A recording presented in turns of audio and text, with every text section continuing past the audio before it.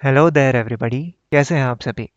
तो आज हम करने वाले हैं आपके chapter number 3 pair of linear equations in two variables का एक्सरसाइज 3.3 का सेकंड क्वेश्चन। तो बेसिकली ये क्वेश्चन 5 सब क्वेश्चंस में डिवाइडेड है और ये रहा इसका fourth question that states that Meena went to a bank to withdraw rupees 2000. She asked the cashier to give her 50 and 100 notes only. Meena got 25 notes in all. How many notes of 50 and 100 she received? तो हम simply rupees 50 notes को x ले लेते हैं और rupees 100 notes को Y number ले लेते हैं। तो अब पहली चीज़ क्या पता है हमें कि 50 into X plus 100 into Y will be equals to rupees 2000 in total. उसने 50 रुपीज़ के एक्स नोट्स लिए और 100 रुपीज़ के वाई नोट्स लिए, तो इन दोनों का सम जो होगा that will of course be 2000 क्योंकि उसे निकालने 2000 रुपीज़ थे। तो ये हमारा पहला इक्वेशन हो गया। सेकेंड इक्वेशन क्या है? Meena got 25 notes in all, that is Meena के पास टोटल 25 नोट्स थे which becomes X plus Y is equals to 25। ये हमारा सेकेंड इक्वेशन है। अब इसे एलिमिनेशन मेथड से सॉल्व करना है, तो हमारे सेकेंड इक्वेशन में if we multiply it by 50 this becomes 50x plus 50y is equals to 1250। तो ये हमारा सेकेंड इक्वेशन हो गया। अब एलिमिनेट कर देते हैं पहले इक्वेशन से, that is 50x plus 100y is equals to 2000। So will be left with, हम माइनस कर देंगे तो यहाँ 0 आ जाएगा, यहाँ minus 50y is equals to minus 750। This gets cancelled और y की वैल्यू क्या आ जाएगी? 750 by 50, that is nothing but y की वैल्यू आ गई हमें 15। तो y किसे कंसिडर किया था हम लोगों ने? 100 रुपीज़ नोट्स। तो 100 रुपीज़ नोट्स कितने हो गए हमारे पास? 15। अब हमें ये इक्वेशन पता है that x plus Y is equals to 25। y की वैल्यू अगर 15 होगी तो ऑटोमेटिकली x की वैल्यू क्या हो जाएगी? 25 minus 15, that will be equals to 10।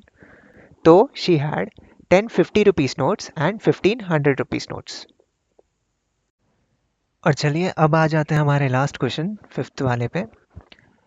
It states that a lending library has a fixed charge for the first 3 days and an additional charge for each day thereafter.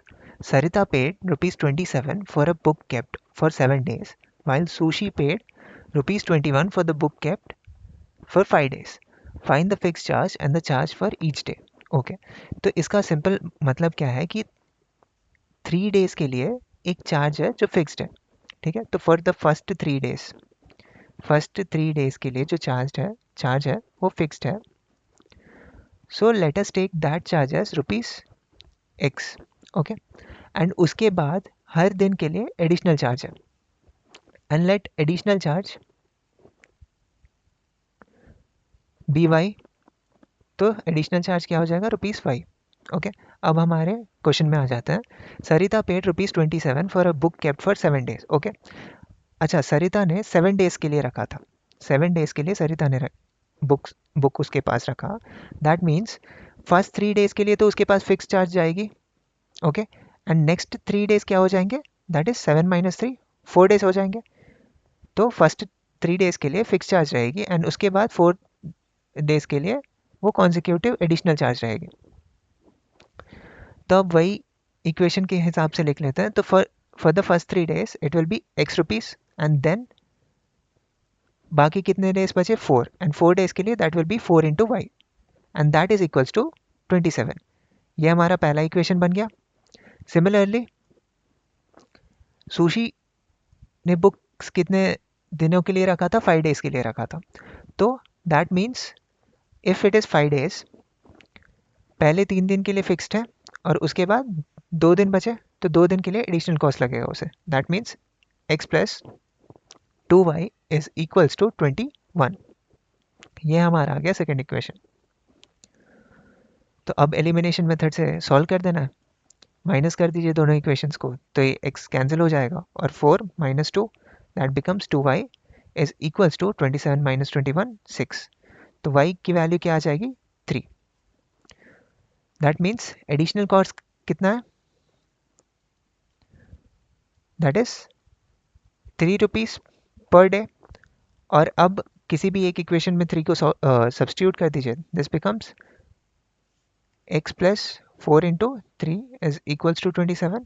तो x की value क्या आ जाएगी 27 minus 12 that is equals to 15।